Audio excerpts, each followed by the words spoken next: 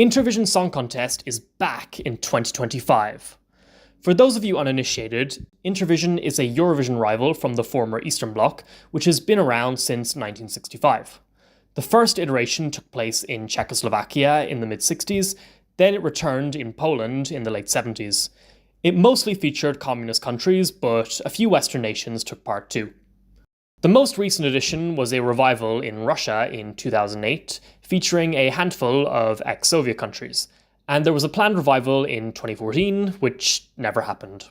The upcoming 2025 revival has steadily been gaining more media attention, and has even been covered by television comedy panels. And yeah, Putin making a rival to Eurovision has a lot of comedic potential, so let's see what they came up with. The first clip is from The Last Leg, a chat show from the UK. Russian leader Vladimir Putin signed a decree this week for the revival of a singing contest to rival Eurovision. Are you aware of this? Was a genuine thing, Intervision it was called. It was a Russian singing contest in the 60s and 70s. It used a voting system where viewers turned their lights on or off to cast a vote, with the results measured by electricity consumption. But how do you know they were trying to cast their vote and not attract doggers? What if you boiled the kettle?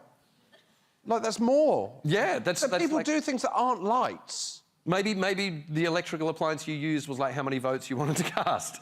And it took longer than normal to get the votes in Russia because they had to explain the concept of voting. So this idea that Intervision's voting was decided by switching on lights has been around for a while, and I believe it originated from The Secret History of Eurovision, a documentary from 2011. The revamped Intervision Song Contest boasted a unique voting system. Few viewers had personal telephones, so they were encouraged to turn the lights on in their flats when they liked a song. The state energy company then recorded the size of the power spikes and passed the results on to the TV station. But it's completely made up. The voting for Intervision was done by a jury panel, just like Eurovision at the time. So either Adam Hills has stolen comedic material, or he's extremely gullible. This year's Intervision will apparently be expanded to include Russia's allies, such as Iran and North Korea. So it is true that Iran is on the confirmation list for Intervision 2025, though most of these countries have only been confirmed by Russia themselves, so who knows how many will actually show up. North Korea is not on the confirmation list, and there have been zero reports that Russia has officially invited North Korea to participate.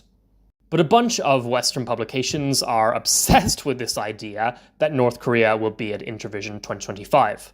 The comedians at ukrainecrisis.org even put up a photo with a caption stating that North Korean girl group Moranbong Band are the undisputed favourites of Putin's Eurovision. But why is this?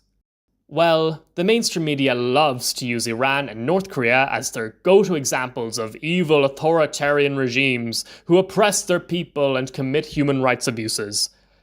I don't know about you, but I'm a lot more concerned about Saudi Arabia and the UAE being in Intervision's lineup. You never hear about how Saudi Arabia has spent the last decade destroying Yemen with the help of American weapons. You never hear about how the UAE is funding mass child starvation in Sudan. They're good little Western allies, after all. Because that's what the world wants, a strictly heterosexual Eurovision. Does not compute. Well, I don't want a Eurovision that actively takes cover for savage settler colonies, but that's just me. So here's our next clip. This is from The Weekly, a satirical news show from the ABC, Australia's national broadcaster. Eurovision is great and all with its camp joy and technicolor inclusivity, but Intervision is all about unity, order, and a 220-piece military band. You know, it's a mystery to me how television is on the decline when they've got such natural and charismatic comedians in their arsenal. Seriously, it's like she has to consciously force all her facial muscles into wacky expressions. Charlie, have you ever thought, I wish music had rules? Oh, no. Good. Because Intervision has a bunch of them, including no songs about violence, no politics, no insulting the honour and dignity of society, attend, you must respect cultural, ethical, and religious traditions. It's a bit like the ABC, but less oppressive. In case you're curious, the source of these rules is from Reuters, who said they had seen Intervision's planning documents. Right, so what kind of music does that leave us with? Only the best rule-abiding music you've ever heard.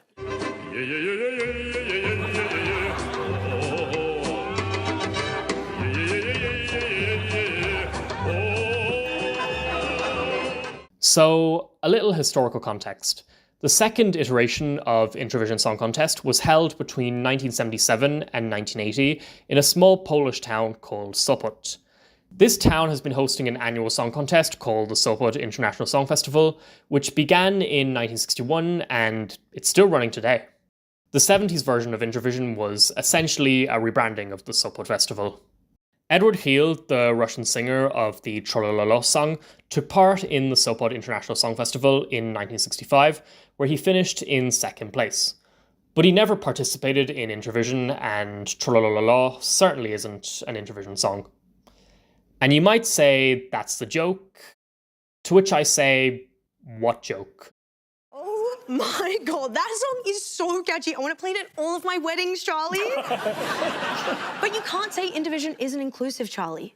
Anyone is welcome to enter. Really? Anyone? Literally. I'm just saying that if Australia is looking for someone to represent us, I can clear my schedule and my internet history. Yeah, but what about the whole, I've been rehearsing. Hit it! Aussie, Aussie, oi, oi, oi, oi, oi, oi, oi, Aussie, oi, oi, oi. Aussie, oi, oi, oi, oi, oi, oi, oi, oi, oi, Aussie, oi, oi, oi. Congratulations, you just parodied a 15-year-old internet meme. You're so hip with the kids.